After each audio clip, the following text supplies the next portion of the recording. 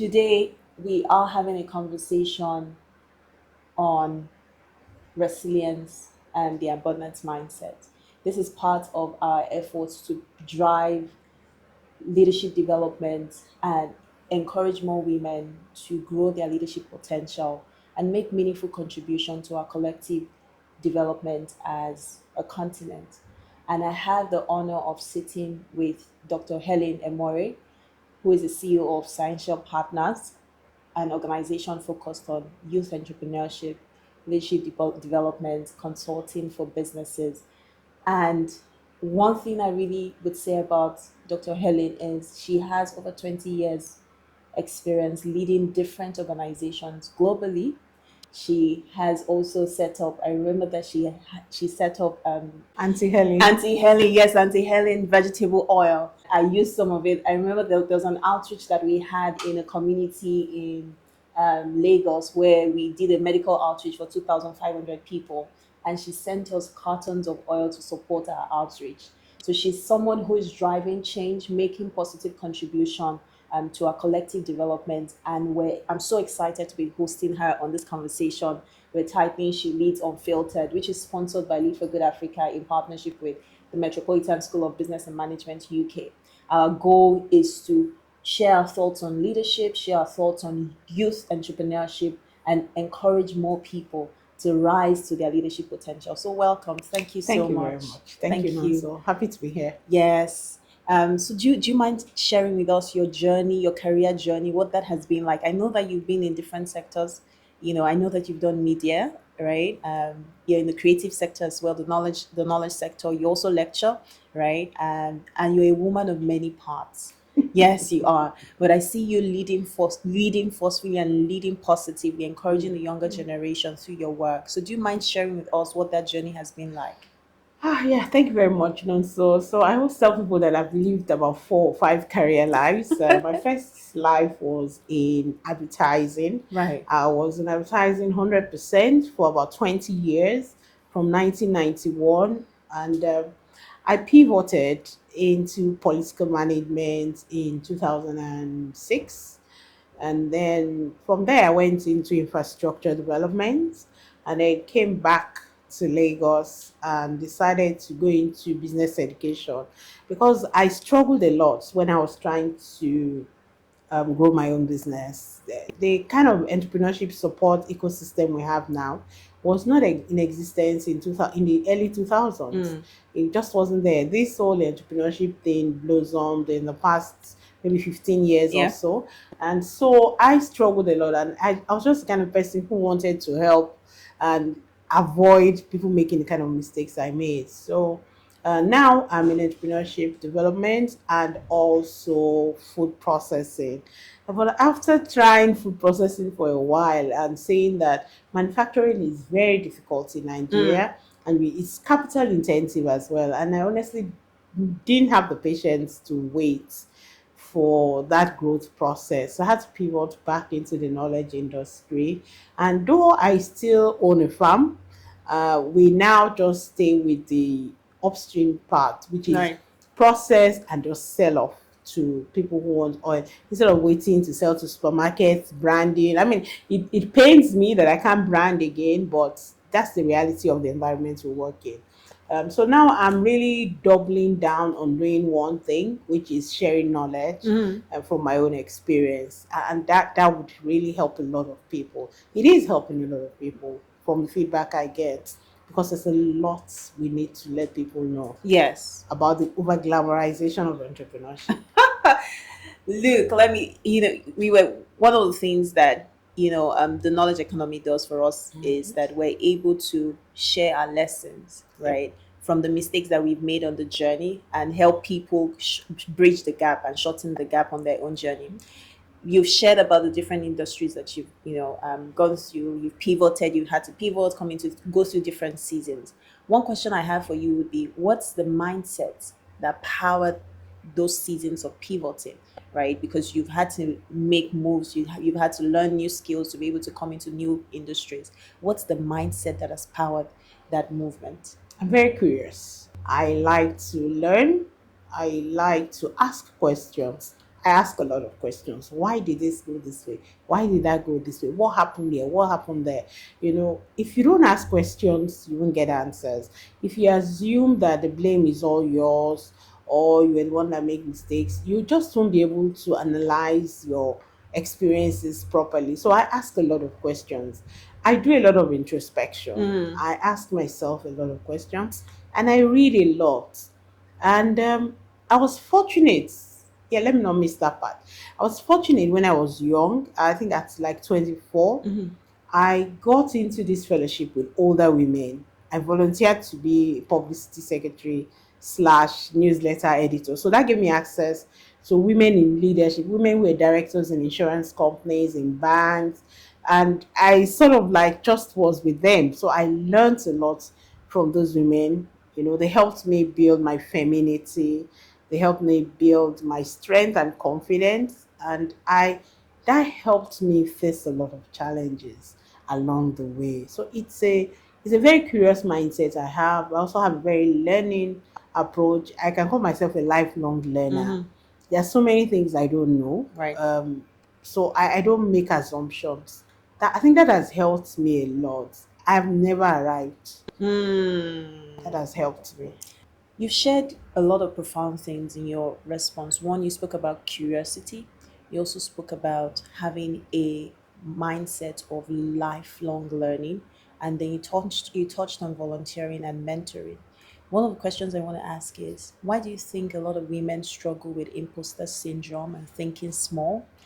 Because if you look at your journey, right, that you've shared with us, you've spoken about how you've pivoted from agriculture to the creative industry, right, to entrepreneurship, to, the knowledge economy as well, right? Why do you think women stay stuck and they play small? For me, I disagree that Okay. women have imposter syndrome. Okay. Today I had a conversation on a webinar that started at 7 a.m. Right. till about 9 on this same thing. We're talking about the daughters of Zelophehad. Right. And they went to ask for what they thought was due to them. And I think that's how everybody, it's not just women, that's how everybody is. You want what you think is due to you. We all deserve to experiment. We all deserve to dream. So when you dream, you want to work towards your dream. You look for people to help you. And when you also dream, you are afraid that what if it doesn't work? Am I able to do this? Do I have all it takes to do what I'm doing? It is a natural process for both men and women. So good. So this narrative that, women have imposter syndrome is such a negative word. And I would wish for us to start de-emphasizing it and rolling it back and correct it, that it is not only women that have imposter syndrome. We are all afraid. We all do it afraid. If it's a man, you say he has courage. If it's a woman, you say she has imposter syndrome. Why? We're all afraid. There are some things I have said I want to do this year, and I'm scared already that, are you sure you can do this? Are you sure you are making the right decision? Why don't you stay in a place of comfort? And I said to myself that if I stay in a place of comfort, I already can see what I can get. But if I move out of a place of comfort, I don't know how big what I will get is. So I'm focusing on the upside. Then you know what? If you do this, you could get as big as this. But I'm still scared, right? I'm thinking, how am I going to get the resources? I'm thinking, what am I going to sacrifice? I'm thinking the things I have to change. I'm thinking all of the different things I have to do to make it happen. Doesn't mean I won't do it. I'm going to do it. If it doesn't work, I'll try again. Would you call that imposter syndrome? No. I want to do something big, but I'm scared that, because I can't see the end of the road. You know that story about the donkey and the man, and they were in a forest, and the donkey was wondering, how am I going to get out of this forest? And the man said, just put one foot in front of the other. As long as you can see the next step, take it. That's how we all get successful. So when you feel like, I'm not qualified to do this, or you feel like, am I qualified? I'm not sure I'm ready. It's a natural feeling. Men feel it too. They just don't say it. And women, we talk about things a lot. Men tend to be reserved, right? Mm-hmm. So, but they have confidence too, that they tell that, say this, they'll say, run am. But we women will ask 10 questions. Do you know this thing you are doing? There's some people you would have told before you started. They'll tell you, no, so have you gone to broadcast school? No, so have you done this? That's how we are. So for me, everybody does it afraid. I coach a lot of businesses, and in the past 10 years, I've seen people grow from almost zero revenue to doing like 500 million, some doing billions. And I'm like, yeah, go. They were like, Auntie Helen, initially, I said, no, you can do this. You're just thinking you can do it. Now they don't even call me to take those decisions anymore, but they are doing well, and I can see it. And we still checking with each other, but they are doing well. Why? Because they took the risk.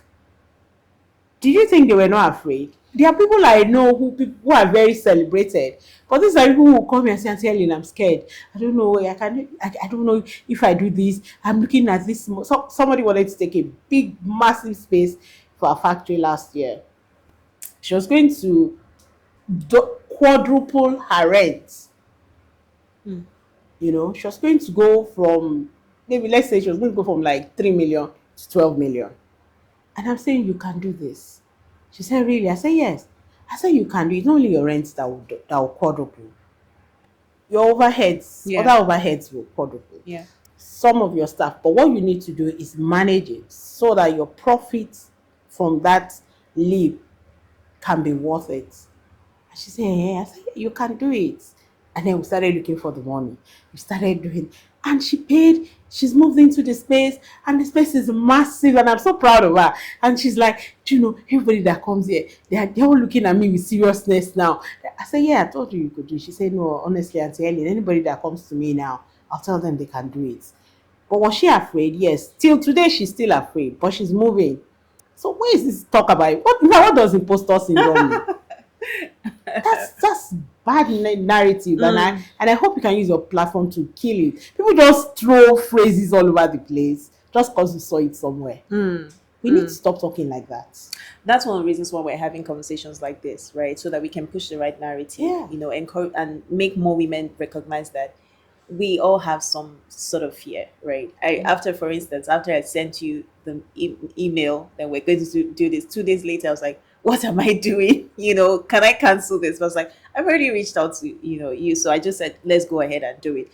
And you touched about abundance, and you spoke about it from a mindset perspective. Can we touch more on it? Because sometimes people think about abundance as the bank balance, right? What they see in their account, not recognizing that abundance first starts with in your mind. And I also want to tie that to a conversation earlier on about how, if we're not careful with being intentional about recognizing opportunities, we might get sucked into the lie that there's so much luck around us, right? So how do we really develop this abundant mindset so that we can, push for change and make meaningful contributions through our platforms and our work? I like that part, and I like it. In Nigeria today, especially with social media, everybody just talks about Nigeria like it's some dumpster. It's a big hole of nonsense. That's how we paint Nigeria, right? And so everybody wants to japa. People want to go to Canada. What's in the Canada? People want to go to London. They want to go to the UK. You go to the UK, people are stealing. You go to Canada, people are struggling. There are all sorts of things. Look, I've traveled, to the glory of God. I've traveled around the world a bit. I think the only continent I haven't been to is Australia. Right. And I hope to go there before I'm 60. Everywhere in the world, people have struggles. I've studied in the UK. I've studied in France. I've studied in America. I've been in South Africa. I've been around the world. I mean, literally. We all have the same problems. The only difference between some Nigerians and the rest of the developed world is that we're not even trying to solve the problems.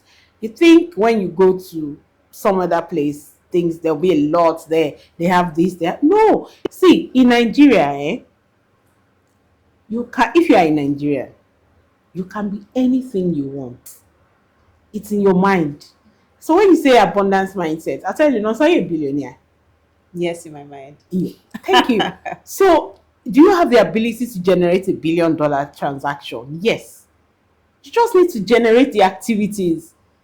So if you want to make ₦1 billion, what are the things you should do that will give you ₦1 billion? And then over what period? Right. It is not automatic. I was telling you about the over glamorization of entrepreneurship. Yeah. Entrepreneurship is so hard. So hard.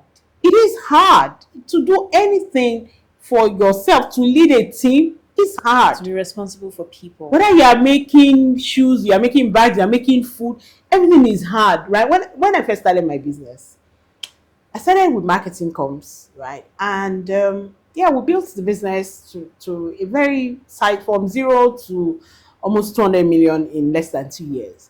And after a while, I got into something else. And there was this recession, I think in 2011. And we're saying, no, marketing comms is not good, blah, blah, blah. Let's try something else. I remember, okay, yeah, we now tried sponsorship. I did Football Expo, put all my money in it. Our partner, things fell apart. We said, oh, let's do this. And I said to my partner one day, I said, there's nothing wrong with the sectors. There's something wrong with us. If we do our business well, we'll be prosperous. We just have to focus our energy on running this business well. There's really nothing wrong with Nigeria. It's like, Helen, no, you don't. I said, I'm not buying it. I was in this country at the peak of the military rule when there was nothing. And I can tell you that then I had nothing. But look at me now. After how many years? I said, so we just need to be more intentional. We need to believe that there's something we can get from Nigeria.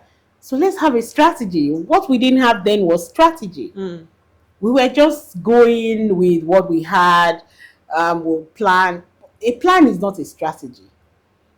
But with more knowledge, with more experience, for everything I do now, I have a strategy.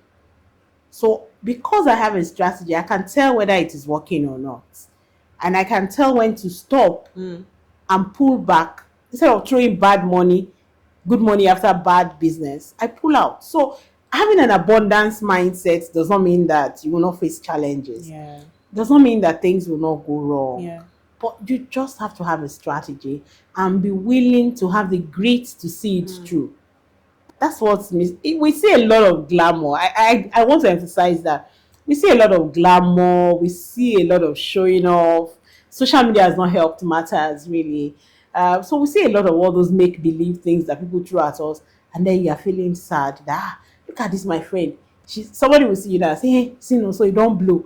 They don't know what you go through to do what you're doing, right? You don't know what I've gone through to be where I am. So how can you compare yourself with me? I've been on the streets for more than 35 years. I've been working since 1991 after NYSC. So how can you be comparing yourself to me? How can you want to be like me? You can't want to be like me because you haven't walked my journey. And that's, for me, I feel that's where part of the confusion that we're having now. People just don't know what they should be doing. So you just like, I want to be this. Who say, yeah, ask anybody. That's so good because you touched on a lot of things. You spoke about comparison. And I want you to touch on success. What does success mean? Because if we want to look into success, right, you find that there's a comparison that prevents people from appreciating their journey, and then they can't recognize the metrics in their lives that count for their success. So let's talk about success. And what's one thing you've learned so far from your journey about defining success on a personal level? Success is what you call it. Success it depends on what goals you set for yourself. There was a period in my life when, for me, my barometer for success was my ability to complete a PhD, to complete my thesis, defend it, and be done with it. Because I struggled with that for a while. And I decided, I think for about 3 years, I didn't do anything but my thesis. I was teaching, and I didn't have money. I didn't have a lot of things. I mean, it was tough, right? But I kept saying to myself that I have to finish this thing. And once I'm done with it, it's done. I'm not starting anything new until I finish it. And I finished and I defended in July of that year. And we were listening to some people talk about success on radio. So I said to my son, I said, this year I have been very successful. He said, really? I said, yes. I said, listening to this conversation, what is my own parameter for success? He looked at me and said, oh, okay, yes, mommy, because you finished your PhD. I said, yes. I said, so if I don't do anything again this year, I would not beat myself. Because when I set my goals for this year, I said that the number one thing that I want to do is make sure I finish my thesis, I defend it, and I'm done with it forever. Any other thing will follow. It's not about how much I have in my bank balance. It's not about how I'm doing. It's not about anything else. The number one thing to measure my success this year is that I finished this thing. And he said, yes, mommy. And the only reason he knew that was my parameter for measuring success was because I shared it with everybody in the house.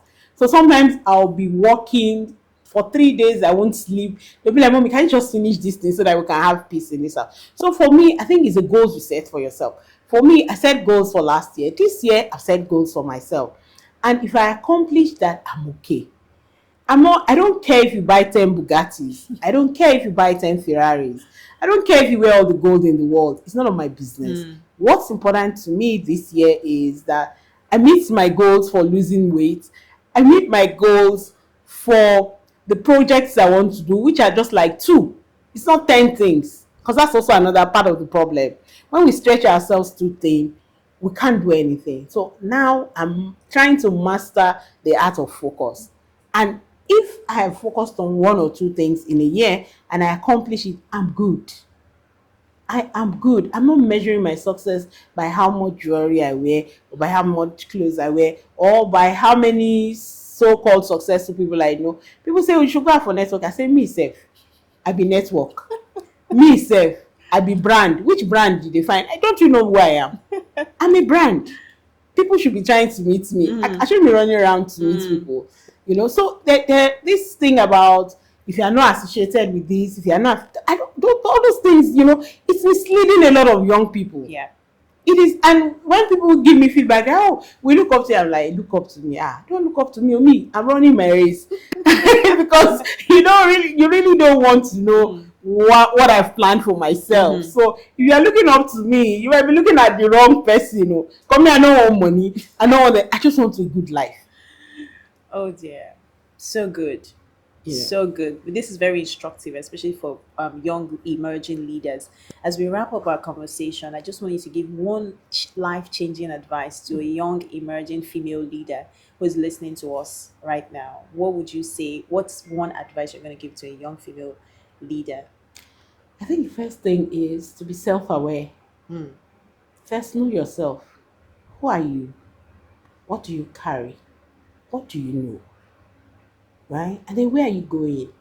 Because if you know yourself, if you know what you carry, if you know where you're going, you stick to your lane. That's so important, that we need to just be self-aware. A lot of people are not self-aware. A lot of young people don't even know they are already successful. They don't know they are smart. They don't know they are talented. They don't know that they are confident. They don't know that they radiate a lot of positive energy. They just keep trying to be like, to be this, to be that. No, you need to be I'm very self-aware. And that's one of the things that has helped me in recent years. So I go to places and people are like, what's wrong with her? Me, I'm like, well, now waiting carry me come at the face. So I know they look at another person. Anything where and unfortunately for me, I am tempted to say I come from a privileged background. So sometimes when people are like, I'm like, don't you know who I am? Right? At least I know who my father is. I know how I grew up. I know the things I saw growing up. I know my family, right? So I'm very comfortable in my skin. I'm very okay to be me. And that's one thing we all need to do. Just be self-aware. Because if you are self-aware, I tell you, you will not be easily derailed. You'll be clear on where you're going. It would even help you on the kind of people you want to be with. There are some things people tell me that, Helen, you should be here. You should be. I said, no, those are not the kind of people I want to be with. They be like, hey, don't you? I said, those are not the kind of people. I know the kind of people I want to be with. And those are the people I will always be available for. I told you that now. And like I said, I know the people I will always be available for. I'm not going to be available for those kind of people, because those people, I don't know if they are the kind of people I want to be with. So I can only say that because I'm aware, self-aware, because I know who I am, I know what I carry, and I also know where I want to go. Sometimes it might come off as arrogance, but it's not. I'm not. I mean, even if I'm the one that says I'm not an arrogant person, right? But I know who I am, and I know what I want out of life, and that's where I'm facing, and that's what I tell my son and the other children who live in my house. Just be comfortable with yourself. It would help you go along, and with that kind of mindset, you can do it. You can do anything. You can achieve anything you want. You can enter any room and you'll be comfortable with yourself. I always say, you enter Aso Rock, I fit. Wow. So good. What an insightful, my goodness, so much to learn from your journey. I really want to say thank you. Thank you for spending time, with me as we speak about leadership and just encouraging more women to make the shift and accelerating action, as is a theme for this year's International Women's Day. So today we've had this conversation on resilience and the abundant mindset. For you to take a leadership development course from our platform, Lead for Good Africa, please head over to our website, www.leadforgoodafrica.org, and you can benefit from our professional courses, a UK certified professional course actually, in partnership with the Metropolitan School of Business and Management UK, and it's at a highly subsidized price, which is what we're part of our project and part of our efforts as an institution to help more individuals and invest in Africa's people potential for our collective prosperity and progress. If you liked this video, don't forget to share with someone, and don't forget to subscribe to our channel. Until next time, bye.